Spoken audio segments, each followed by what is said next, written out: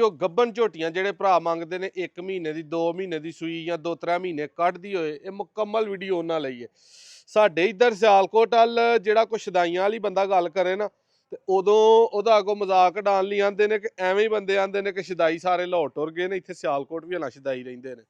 Video ਮੇਰੀ ਧਿਆਨ ਨਾਲ ਐਂਡ ਤੱਕ ਸੁਣਨੀ ਹੈ। ਜੋ ਮੇਰਾ ਨਿਚੋੜ ਹੈ ਨਾ ਗੱਬਨ ਮਈਆਂ ਦੇ ਮੁਤਲਕ, ਤੁਹਾਨੂੰ ਮੈਂ ਖੁੱਲ ਕੇ ਤੇ ਹਕੀਕਤ ਆਪਣੇ ਵੱਲੋਂ ਦੱਸਾਂਗਾ। ਬਾਕੀ ਆਪਣੀ ਆਪਣੀ ਸਮਝ ਹੈ, ਤੁਹਾਨੂੰ ਇਦੋਂ ਬਿਹਤਰ ਸਮਝ ਹੋਏ ਜਾਂ ਘੱਟ ਹੋਏ, ਫਾਇਦਾ ਜ਼ਰੂਰ ਹੋਏਗਾ। ਦੋਸਤੋ, ਭਾਈ ਅਕਸਰ ਫੋਨ ਕਰਦੇ ਨੇ ਕਿ ਨਾਦਰ ਭਾਈ ਮੱਝ ਚਾਹੀਦੀ ਹੈ ਜਿਹੜੀ 2-3 ਮਹੀਨੇ ਦੀ ਗੱਬਨ ਹੋਏ ਜਾਂ ਖੰਗੜੀ ਹੋਏ ਜਾਂ 2-3-4 ਮਹੀਨੇ ਕੱਢਦੀ ਹੋਏ, ਤੇ ਰੇਟ ਕੀ ਹੋਏ 2 ਲੱਖ, 2.25 ਲੱਖ, 2.5 ਲੱਖ, ਪੌਣੇ 3 ਲੱਖ, 3 ਲੱਖ ਤੋਂ ਥੱਲੇ ਥੱਲੇ ਹੋਏ।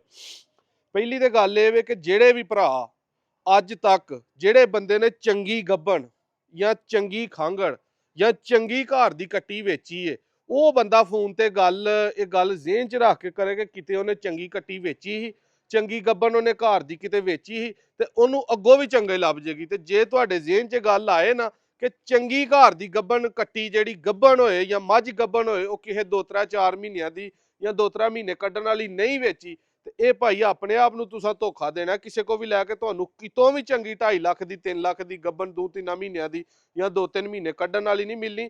ਇਹ ਤੁਸੀਂ ਆਪਣੀ ਅੰਦਰ ਦੀ ਕੰਜੂਸੀ ਨੂੰ ਸਿਰਫ ਤਸੱਲੀ ਦੇਣ ਦੇ ਹੁੰਦੇ ਹੋ ਕਿ ਅਸੀਂ ਪੁੱਛਨੇ ਆ, ਸ਼ਾਇਦ ਸਾਨੂੰ ਜਿਹੜੀ 5-6 ਲੱਖ ਵਾਲੀ ਉਹ 2.5 ਚ ਲੱਭ ਜੇ, 2-3 ਮਹੀਨੇ ਸਾਂਭ ਕਰੀਏ ਤੇ ਸਾਡੀ ਉਹ 6 ਲੱਖ ਦੀ ਵਿਕ ਜੇ। ਇੰਜ ਭਾਈ ਕਤਲ ਨਹੀਂ ਹੁੰਦਾ। ਅੱਛੇ ਜਾਨਵਰ ਦਾ ਅੱਛਾ ਰੇਟ ਹੁੰਦਾ ਹੈ, ਬਾਰ ਦੇ ਵਿੱਚ ਜੂ ਦੇ ਵਿੱਚ ਜਾਈਦਾ। ਕਦੇ ਵੀ ਉੱਥੇ ਮੈਂ ਕਿਸੇ ਨੂੰ ਨਹੀਂ ਵੇਖਿਆ ਕਿ ਕੋਈ ਗੱਬਨ ਕੱਟੀ ਬੰਦਾ 1-2 ਮਹੀਨੇ ਦੀ 3 ਮਹੀਨਿਆਂ ਦੀ ਵੇਚਦਾ ਏ। ਤਰੀਖ 'ਚ ਨਹੀਂ ਕਿਤੇ ਵਿਕੀ ਹੋਣੀ। ਹਾਂ, ਉਹਨੇ ਵੇਚੀ ਹੋਣੀ ਏ ਜਿਹੜਾ ਕਿਤੇ ਕਰਜ਼ੇ ਥੱਲੇ ਫਸ ਗਿਆ ਹੋਣਾ, ਔਰ ਇਹ ਲੱਖ 'ਚੋਂ ਇੱਕ ਬੰਦਾ ਹੋਣਾ, ਹਜ਼ਾਰਾਂ 'ਚੋਂ ਨਹੀਂ, ਲੱਖ 'ਚੋਂ ਇੱਕ ਬੰਦਾ ਹੋਏਗਾ। ਕਿਉਂਕਿ ਮੈਂ ਤੇ ਅੱਜ ਤੱਕ ਵੇਖਿਆ ਨਹੀਂ, ਸ਼ਾਇਦ ਕਿਸੇ ਵੇਖਿਆ ਹੋਏ, ਤੇ ਲੱਖ 'ਚੋਂ ਇੱਕ ਬੰਦਾ ਹੋਏ, ਉਹ ਵੀ ਚੰਗੀ ਨਹੀਂ ਹੋਣੀ। ਕਿਉਂਕਿ ਆਪਣੇ ਘਰੋਂ ਬੰਦੇ ਜ਼ੇਵਰ ਵੇਚ ਲੈਂਦੇ ਨੇ, ਸਮਾਨ ਵੇਚ ਲੈਂਦੇ ਨੇ, ਪੈਲੀ ਵੇਚ ਲੈਂਦੇ ਨੇ, ਚੰਗਾ ਜਾਨਵਰ ਗੱਬਨ ਨਹੀਂ ਵੇਚਦੇ ਕਿਉਂਕਿ ਗੱਬਨ ਦਾ ਰੇਟ ਨਹੀਂ ਚੰਗਾ ਮਿਲਦਾ ਹੁੰਦਾ। ਚੰਗਾ ਜਾਨਵਰ ਬੰਦੇ ਜਾਂ ਸਵਾ ਕੇ ਜਾਂ ਫੁੱਲ ਤਿਆਰ ਹੋਇਆ ਤੇ ਕੋਸ਼ਿਸ਼ ਕਰਕੇ ਸਵਾ ਕੇ ਦੁੱਧ ਚਵਾ ਕੇ ਅਗਲੇ ਨੂੰ ਦਿੰਦੇ ਨੇ ਕਿ ਇਹ ਸਾਡੇ ਰੇਟ ਵਾਲਾ ਜਾਨਵਰ ਹੈ, ਅੱਛੇ ਰੇਟ ਤੇ ਸਾਨੂੰ ਅੱਛੇ ਪੈਸੇ ਮਿਲਣ।